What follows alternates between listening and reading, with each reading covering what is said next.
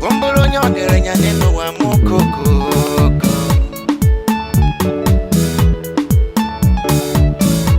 Chuku kelo wa beye meko. Gumbolonye mwenego neno wa o. Neno be ya choka o. Neno be ya choka o. Neno be ya choka neno wa o.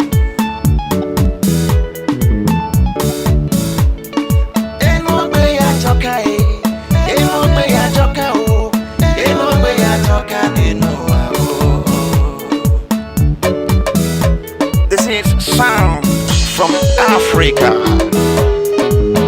This is how we do it in my mother's land, in the land of Ndokwa people.